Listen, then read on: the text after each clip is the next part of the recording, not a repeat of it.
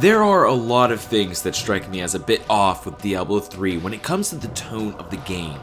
Even Diablo 2 failed to capture the pure darkness that Diablo 1 presented to us. But somehow the third installment of the game took it one step further away from the dark, gritty, and lonely atmosphere of the original. Besides all of the cartoony and colorful enemies and spells in Diablo 3, I can really pinpoint this on one thing: the Nephilim. My god, did they ever stop with this shit in Diablo 3? This gross over-empowerment in a mortal is what really takes away from the shadowy immersion of Diablo 1 and 2. In Diablo 1 and 2, from the beginning, you are nameless and also weak. You can feel it through many facets of the game, but in Diablo 3, it really doesn't take long before you obtain Dragon Ball Z-like powers. Rains of arrows, insane cataclysmic swings of your weapon, godlike lasers and orbs that melt your enemies, among other crazy abilities.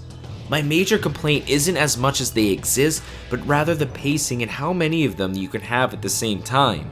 This gross over-empowerment that I refer to destroys any subtlety that the older games may have had. And what I mean by that is that Blizzard is incapable of controlling the pacing of Diablo 3, and with that, the dark intensity that Diablo 1 and 2 had, because of the player being far too powerful. Firstly, let's approach the story itself, and while I can admit that the story wasn't bad, it certainly wasn't good. In Diablo 3, you were guided down a path, and many of the areas upon the game's launch didn't even have random map generators. This was in order to shove scripted events down your throat. There's something very obnoxious about every event. Maybe it's the overabundance of them. Maybe it's the lack of impact that they have, or maybe it's the fact that they're just plain fucking boring. Keep in mind, I'm only talking about story mode, and not adventure mode. Adventure mode exists only because of how awful story mode is in general. It is literally so static and dull that they had to essentially stop people from playing it by offering massive rewards in another form. For Diablo 1 and 2 fans watching, I'm willing to bet that any of you can recall most, if not all, quests, side quests, and areas from the first two games. And this is because Diablo 1 and 2's quests had impact. I'll say that one more time, impact. The quests themselves were so much more focused, concise, and interesting. Sure, Diablo 3 had some pretty interesting bosses, and occasionally something that grabbed my attention, but Diablo 3 was so busy telling us the story instead of letting us just figure out the stories for ourselves. I didn't have to go to Farnham the Drunk to have him lament about the Butcher, but if I did, the impact was much greater. I didn't have to talk to Geed about the Forgotten Tower and have him tell me that it was a worthless waste of time. I didn't have to talk to anyone or be forced down a path listening to old Nephilim spirits talk about how fucking great they are. Meanwhile, the tone of Diablo 3 is noticeably inconsistent. Beyond the first act, the colors that assault your eyes are plentiful and random. I used to have to turn up the contrast in Diablo 1 and 2 when I was a kid because it was really hard to see through the dark veil that used to cover my enemies. Almost every area in Diablo 2 besides Hell and the outdoors in Act 2 were dark and haunting, and the same can be said for all of Diablo 1. However, with Diablo 3, the bright and vivid colors kind of detract from its past dark horror genre, and you can tell they picked up some of the cues from World of Warcraft, and as I said in my first video, it's clear that Jay Wilson wanted this to be different from Diablo, and similar to WoW. It's either that or the team that was working on Diablo 3 just didn't play the previous titles. Just take a look at the difference between the Butcher's Room in Diablo 1 and the Butcher's Room in Diablo 3. There was an absolute terror I felt when I was younger seeing the blood, gore, dismembered limbs, and decapitated bodies. There is a monumental difference upon opening the door and hearing his famous words that echo throughout Blizzard's history. Fresh meat. Versus the dismay I felt when I was teleported into the Butcher's Room to see fire, flames, and just another giant demon beast. There were also some cinematics that built up tension in the earlier games as well.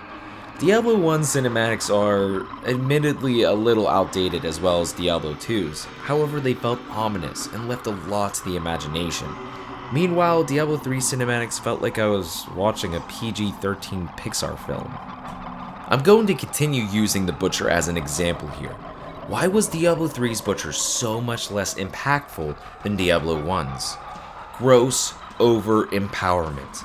What I talked about in the beginning of this video, the Nephilim, inevitably led to Diablo 3's inability to properly control pacing in a supposed horror genre. The Dragon Ball Z-esque powers that you obtain very early on in this game, combined with gamer instinct to optimize, and mobility that you have in Diablo 3 created this monstrosity known as the Nephilim. And the Nephilim isn't afraid of anything. So naturally, when you encounter the newer version of the Butcher, you can't help but just go through the motions of the game and kill him. Depending on how prepared you were in Diablo 1, you either ran for your life or you stood and prayed you were strong enough.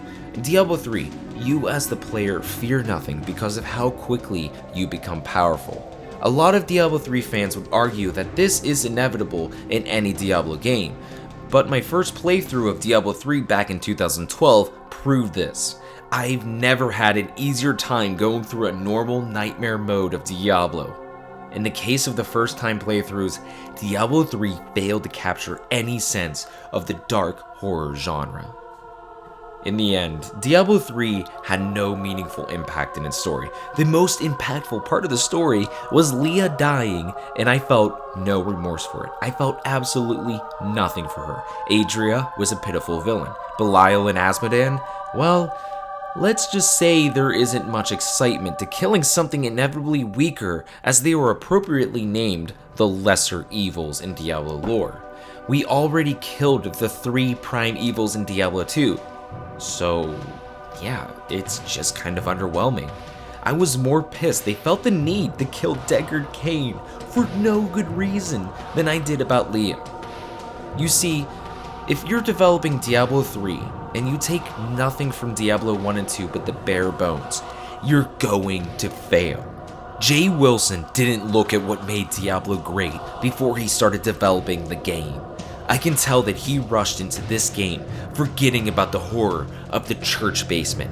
Thus, he forgot that Diablo is about fear. I can tell that he rushed into this game thinking that it was all about those final abilities that Diablo 2 and World of Warcraft dazzled people with. But he forgot that Diablo is about progression. I can tell that he rushed into this game thinking that he could just guide us through a one-dimensional story. But he forgot that Diablo was about exploration. Maybe I'm giving him too much credit. Maybe he never even knew. Maybe as a developer, he never bothered to investigate one of the most impactful games of all time before he dived into his future catastrophe. Despite all this, I still have hope. I still have hope that in the future, this game is guided by the right hands. And I hope that David Brevik is returned to his rightful place.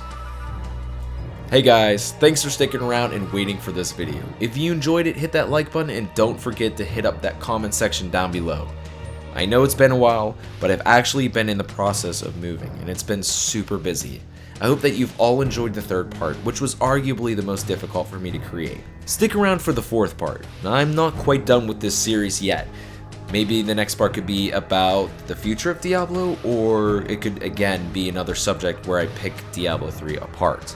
I'm not really sure yet. Throw a suggestion down in the comments below. Oh yeah, don't forget to subscribe. Every bit helps.